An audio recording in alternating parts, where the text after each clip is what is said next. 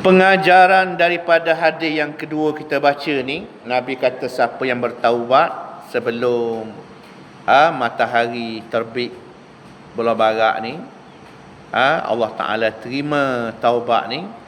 Pengajarannya yang pertama ialah daripada hadis ni, Allah menerima taubat hamba-Nya semata-mata kerana limpah kurnia-Nya selama taubat itu memenuhi syarat-syaratnya.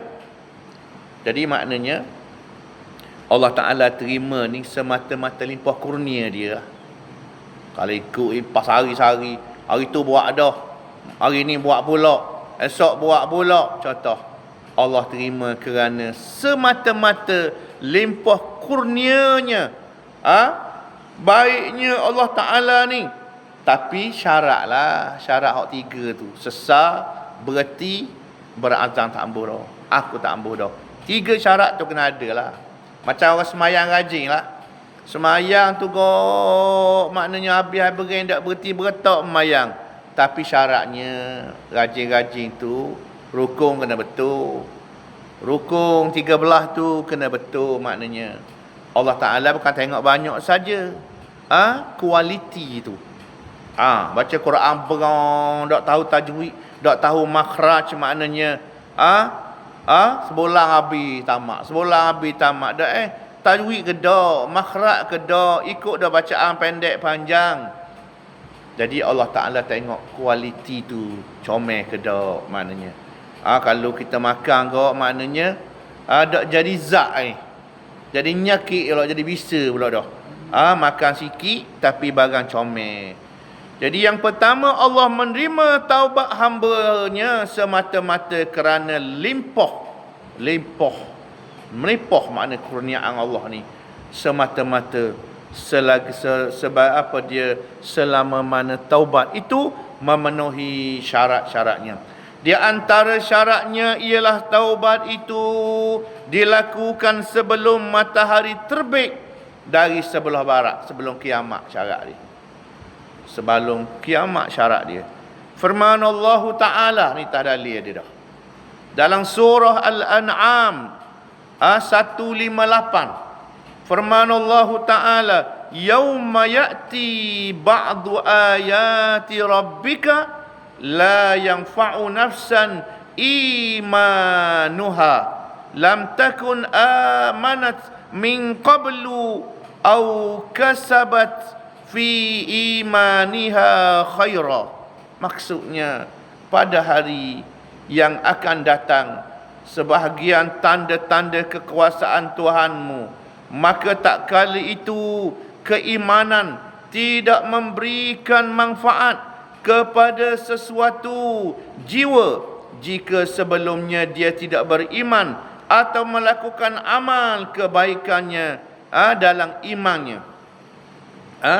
Pada hari yang akan datang sebahagian tanda-tanda kekuasaan Tuhanmu, maka tak kali itu keimanan tidak memberikan manfaat. Kalau sampai kiamat dah, tengok dah huru-hara kiamat, ya pun mari sedar masa tu. Sedar habis dah, macam periksa sekolah kau. Periksa sekolah kau, orang masuk periksa habis dah. Habis dah, barulah nak mari masuk periksa, nak tulis apa, kau sudah. Habis dah masa. Ya tak aku apa ingat belaka dah ni. Quran sutir dah ingat ni. Hadis beribu dah ni. Nak masuk periksa, habis dah. Habis. Jadi, maknanya sebelum naik matahari sebelah barat. Syarat dia. Yang kedua, Allah hanya menerima taubat seseorang hamba-Nya itu sebelum pintu taubat tertutup. Pintu taubat juga makna kiamat dan halqam. Dia panggil dia nyawa sebelum sampai ke halqam. Dia molek lagi, segar lagi. Ya taubat ni hak molek kali masa segar. Kalau sakit boleh taubat lagi. Tapi maknanya sakit dah kuranglah sikit. Tengah segar mega. Tengah segar mega, boleh buat apa sahaja. Pitih pun banyak. Tiba-tiba masa tu dia sayang ke Allah. Dia ingat kepada Allah. Dia ingat ke pahala. Dia ingat ke dosa. Dia ingat ke syurga. dia ingat ke neraka, dia ingat bahaya kemurkaan Allah, dia ingat maknanya azab Allah, dia ingat kurniaan Allah. Dia tak lupa ke Allah. Pakai kereta besar, rumah besar, kawan ramai, penyokong ramai, maknanya mulut tengah sedap, piti tengah banyak, waktu yang sepatutnya dia lala. Sepatutnya kalau piti banyak, rumah besar, kereta besar, pengikut ramai, orang sayang, orang puja, masa tu patutnya dia lala. Tiba-tiba dia tak lala juga. Oh, hebat dia.